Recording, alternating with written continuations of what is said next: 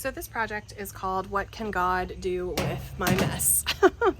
The things that you're going to need are a canvas. You also need to choose 3 colors for your project.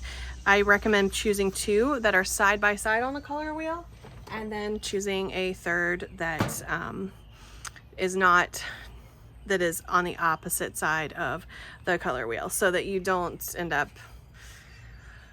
with a brown mess. So, and you want these colors to stay individual. So we're gonna do that, and then you're going to choose a third color that is going to be, we're gonna use at the end. And so for that one, you can do a white, you could do a silver, or you could do a gold. And I don't think I have a gold on me. There's a gold over there. But so I have silver or a white here. So you want 3 colors, and then you want to do either gold, silver, or white. Here is the gold for your other color, but we're gonna set these to the side. And then there are different ways that we're gonna choose to move the paint on here. So I'll show you those techniques in just a second. Very first thing that you must do is to protect your surface so that your mother doesn't kill you. Guys, this is a crucial step. We don't want any people sad or grumpy with us. So this is just a plastic tablecloth from the Dollar Tree, and that way I won't actually ruin my friend's table when she gets home. So yeah. Okay. The first thing that you're going to want to do is, this project is about what can God do with my mess. And so what do we do first? We're going to make a mess. And I want you to think about these blobs of paint that we're about to add as maybe the choices that you're making in your life. Some of them are beautiful and wonderful, and some of them are not so cute.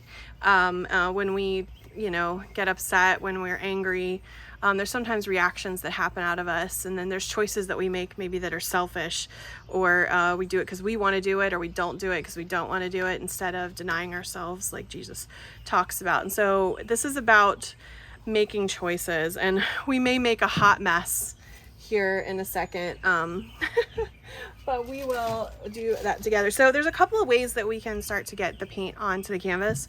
Some of it is just we're going to squirt onto the canvas, just get some paint on there, and then or you might be more meticulous about this, and you might want to use a paintbrush and do stripes and stuff. So I would recommend grabbing you some paintbrushes. These are fairly large paintbrushes. And so I'm going to show you all the different techniques, but our goal is to cover this entire thing. So first we'll start with painting it on. For those of you that are wanting to be more detail oriented, you might want to do stripes or waves or something. So I'm just going to throw some pink on my palette here, and you want to fill up your brush with the color. And if you want to do something like stripes, then I would recommend just getting in there and filling it. Make sure if you're doing a canvas that you paint the edges of it so it flows kind of over. And I wouldn't do them right next to each other. I would, shift down a little bit.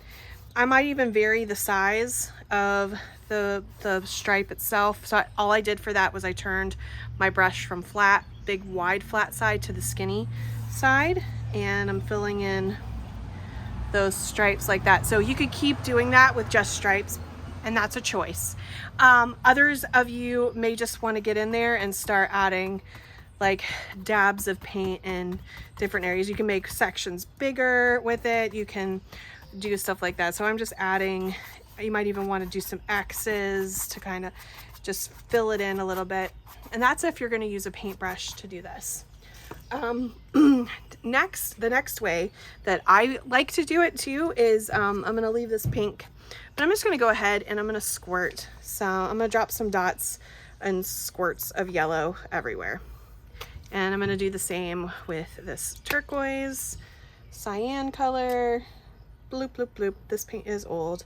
It is seen better days. It's got paint boogers in it, and that will happen. And I'm sorry for that. And I'm sorry for that word, if that is triggering to anybody. So I'm just going to throw some paint on there. I'm going to go ahead and add some more pink to it as well. This is going to get messy, so it's super fun. But our goal in this, another paint booger, is to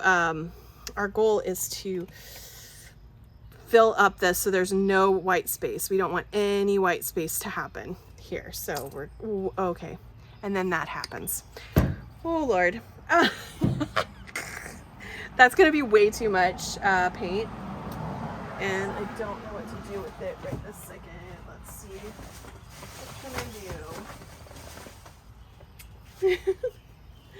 I'm gonna grab this scrap piece of paper that I have that I was doing for another project, and I'm just gonna scoop some of this pink off because this, guys, is way too much for it'll make our entire painting pink. In fact, it's probably already gonna be mainly pink.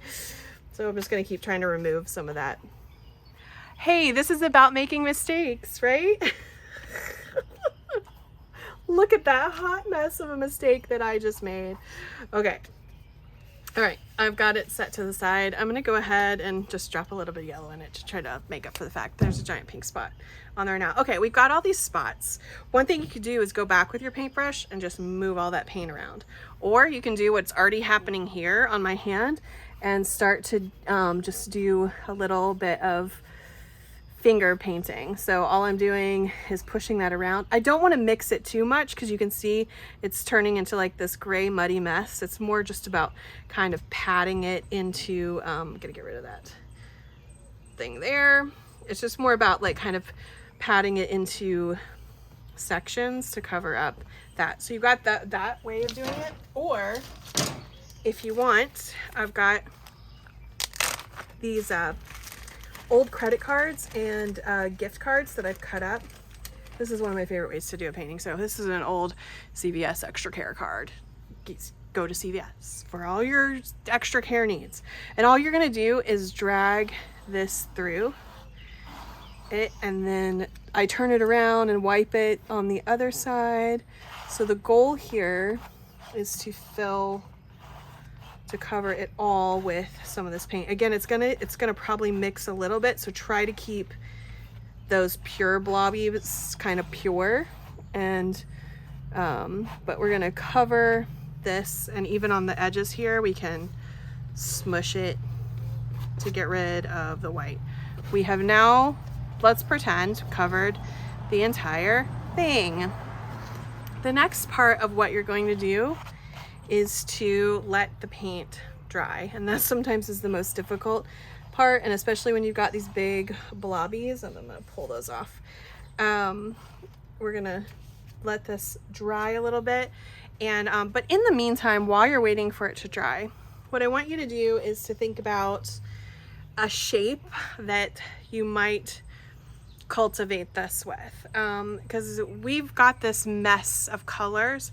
And what's the problem is we get so involved in the mistakes we're making, we don't take a step back and allow God to show us what he's trying to show us about ourselves that might need to change, or other things. So what I want you to do is take a step back and ask the Holy Spirit, is there a shape that I could cultivate this into? So it could be a basic shape. You could do we could do a giant heart. We could do little birds, little bird shapes all over. We could do leaves. So I could make a bunch of leaves. But your goal in it is to paint, if I'm drawing the leaves on here, is to paint the negative space, the outside portion of those colors. And so once this dries, we're going to come back and I'm going to show you what that looks like. I'm going to go ahead and paint the edges of this though with the paintbrush that I have, and go clean up my hands because I'm a hot mess right now.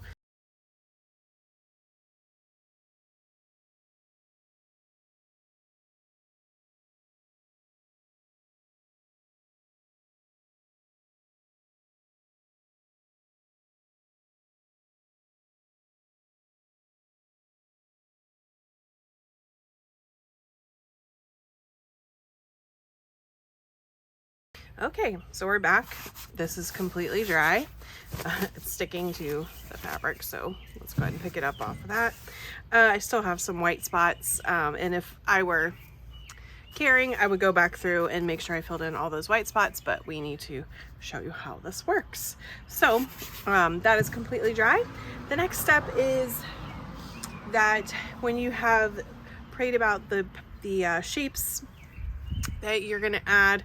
I'm using a piece of chalk, but you could use a pencil as well. But I'm gonna go through and sketch in some of the shapes that I saw when I was doing this. And so for me, I was thinking of a butterfly. Now, there may be some moments that are happening on your painting that you don't want to cover up with paint. So I would encourage you to draw around those areas that you want to keep, and then you'll see what I mean in a minute. But if there's like, I love this little section right here, so I'm gonna make sure that I don't cover that up with the paint that I'm gonna do. So I kind of felt like I was supposed to do some butterflies, so I'm gonna just draw in like the butterfly shape here. So I'm gonna put some wings here. I'm gonna let it go off the side of the page too, like off the edge here. That's totally legal and fine. I'll even leave myself a little bit of a body of the butterfly, and then I'm gonna come out with the other wing here. Now for me, I could just do one shape of this thing, and I'm gonna kind of spread it out. And then with the chalk, I can even lick my finger and get rid of the chalk if I mess up and want to change it. Erasing with a pencil is not quite so easy, so that's one reason why I said to use chalk. So I have one butterfly here. This is going to be my biggest one. If you're going to add multiples of shapes like this, I would recommend doing 3 shapes. So I'm going to do 3 butterflies, but this next one I'm going to make a little bit smaller and just have it up here at the top. Again, little head, body. This is a very intricate one. You could just do circles if you wanted. You could do circles, you could do leaf shape, I think would be beautiful on this too. I'm gonna put one more butterfly right here. So it's gonna come, that part's thick right there for some reason, so it's catching when I'm drawing. So, and try not to let your shapes touch each other, because then it'll try to end up being something else that it's not. So okay, we're gonna do that, and then I'm gonna do that kind of shape right now. And I know I have a space down here, but I don't think I want to add, unless I'm gonna do, maybe I'll just do a quick little one here. But since I'm adding an extra, then I need to add one more somewhere to make it an odd number. Because if you do even numbers, then it just doesn't work out. So I'm just gonna add another little one right here. So let's just do its little head, its little body, and I will make it a little butterfly right there. Hope you can see that. Now, the plan for this, we'll see how it goes, is I'm gonna go back through now, and anywhere outside of the butterfly, I want this color to happen inside the wings. Anywhere that's outside of the butterfly, I'm gonna outline all of that with my paintbrush. I have 2 different size paintbrushes. I've got one that's a little bit finer, and so it's gonna be a smaller, I'll be able to get into these little nooks and crannies. And then I've got the bigger filler brush where I'm gonna white out these in between stages. So I'm gonna put this in time-lapse mode so you can kind of see how to go through this whole process.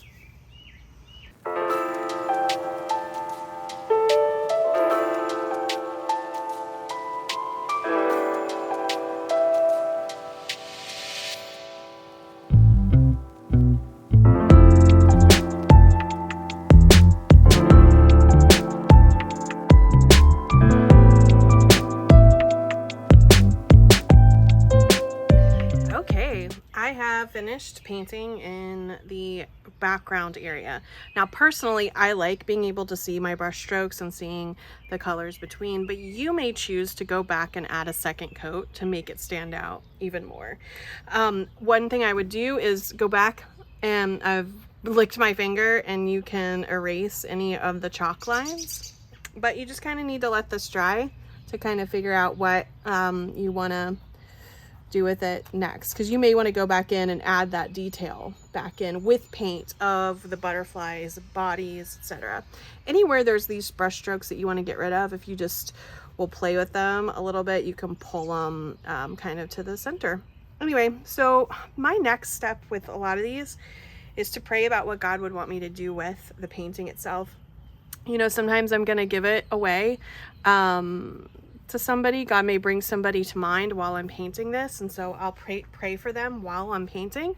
But so I may do that, or you know, I might just take a picture of the painting, post it on social media, and kind of just kind of give a little insight into what I was thinking about as I was creating it. Maybe some symbolism of new life, of new things coming to pass, you know, that butterflies kind of represent new beginnings and starting over.